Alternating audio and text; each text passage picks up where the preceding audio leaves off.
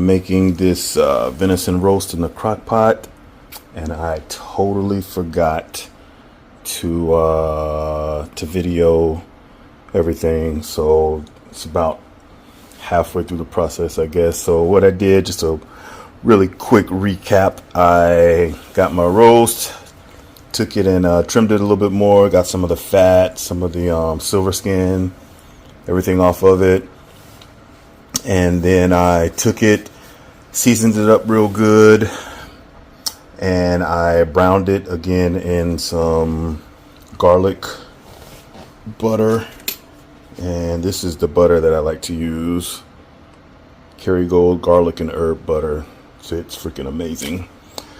So I got it all browned up. I got some minced garlic on the bottom of the crock pot, and then I put the peppers and onions, and then put the roast on top of it.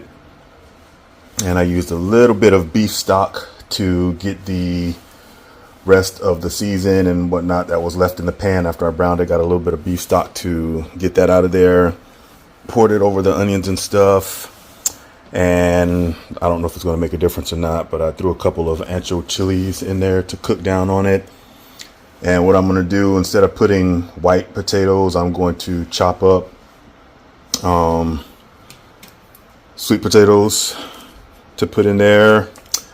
And I also have some carrots, some celery, and some mushrooms that'll go in a little bit later. I just don't want them to cook too long and get too mushy and nasty. So that's that. I'll probably put the celery and carrots and potatoes in about 5 hours, about halfway through. I got my crock pot set for a 10-hour cook time. So about halfway through, I'll put those in and see how it goes. So stay tuned.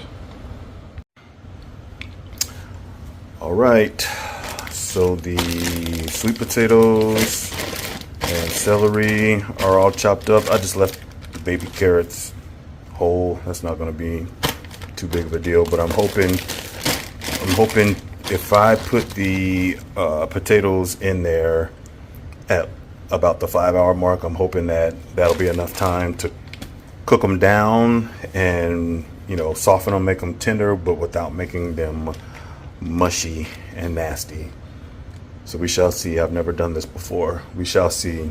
And the mushrooms, these here baby bellas, will be the very last thing to go in because they're already soft and stuff. They're not going to need to cook too very long, just long enough to kind of get some of that flavor down into the rest of the mix. So stay tuned. Now we wait. Just put it on, and we got 5 hours before I mess with it again. So I'll check in after a while. All right, super quick here. Got all the vegetables. I actually seasoned them up since I chopped them up and I tossed them in a little bit of oil. I used a different proprietary blend of seasonings, but we're at about the 5-hour mark or so. So I'm going to let everything cook down, see how it does, and hopefully tomorrow morning we'll have a decent looking finished product for you all. So stay tuned.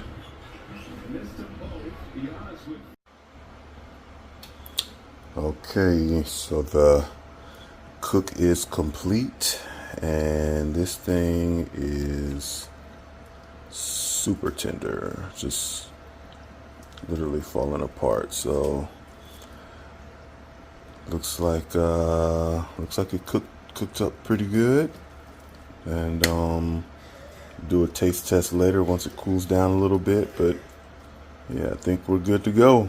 So stay tuned for a taste test update, and thanks for checking us out.